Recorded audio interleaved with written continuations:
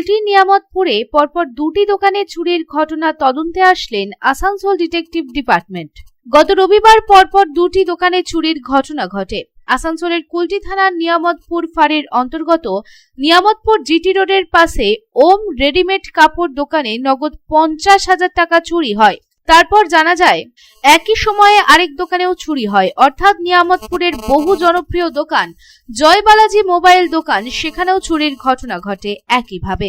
জয়বালাজি mobile দোকানে প্রায় 30 থেকে 35টি মোবাইল ফোন, যার বাজার মূল্য প্রায় 80 লক্ষ টাকা, সেই মোবাইল ফোনগুলিও চুরি হয়। পরপর দুটি দোকানে চুরির ঘটনায় নিয়ামতপুরে ব্যবসায়ী সংগঠন, নিয়ামতপুর চেম্বার অফ কমার্স এবং মার্চেন্ট চেম্বারের সদস্যরা চুরির ঘটনার প্রতিবাদে নিয়ামতপুর মোড় জিটি রোড অবরোধ করে বিক্ষোভ দেখায়। কুলটি নিয়ামতপুরে এই চুরির ঘটনা সিসিটিভি ফুটেজও ভাইরাল হয়েছে। ঘটনার দিন থেকে কুলটি থানার নিয়ামতপুর ফাঁড়ির পুলিশ ঘটনা তদন্ত শুরু করেছে। বুধবার দুপুরে চুরির ঘটনার নানান দিক খতিয়ে দেখতে দুই দোকানে আসেন আসানসোল ডিডি পুলিশ, যেখানে উপস্থিত ছিলেন ADC DD Mir Shahidul Ali, DD inspector Prosenjit Das সঙ্গে আরো 3 জন, সাব ইন্সপেক্টর সঙ্গে 2 জন কনস্টেবল। তাছাড়া উপস্থিত ছিলেন নিয়ামতপুর ফাঁড়ির ইনচার্জ অখিল মুখার্জি, সাব ইন্সপেক্টর বিনয় দাস, মিলন ভুই সহ আরো অন্যান্যরা। বিগত 15 নভেম্বর সকাল 4:15 নাগাদ 5-6 জন অজ্ঞাত লোকে আমার দোকানের ভিতরে ঢুকলো, শাটারটা ছেড়ে। আমার নতুন স্টোর নিয়ামতপুর জিটি রোডের মাথায় আছে। আমরা স্বপ্নে ভাবতে পারিনি এরকম জিটি রোডের মাথায় দুষ্কৃতীরা দোকানের মধ্যে ঢুকে পড়বে। ভিতরে ঢুকে আমার গ্লাস ডোর খুলে ভিতরে গিয়ে 40টার কাছাকাছি 38-40টা মোবাইল হ্যান্ডসেট খুব সাবধানীপূর্বক তুলে নিয়ে চলে গেছে। অ্যাপ্রক্স দেখবেন 25-30 লাখ টাকা তো আছে, তার বেশি আছে, কম নেই। আর এক্সাক্ট বলা আমি জানি না।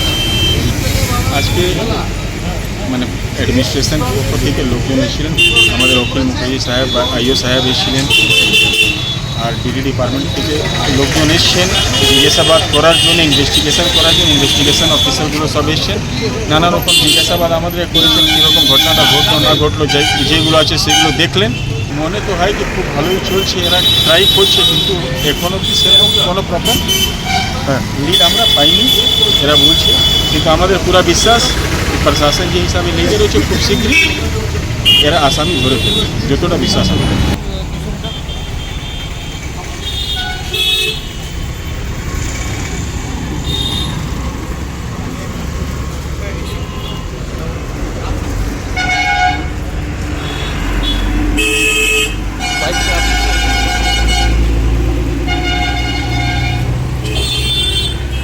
আসানসোল থেকে সন্তোষ মণ্ডলের রিপোর্ট, পাবলিক টাইমস।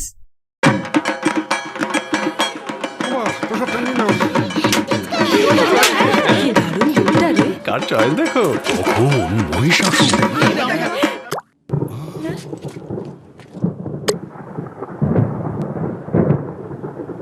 পুজোর আড্ডায় ব্রেক চেঞ্জ করে নাও, ঠিক নো মাথায় হাত। লেটস গো টু ছাদ। পুজোর সকাল বিকেল সেই ডুব দিতে চায় আড্ডাতেই, ছাদেই বাঁধন হারা ভরসা দিচ্ছে টাটা, টাটা স্ট্রাকচারা।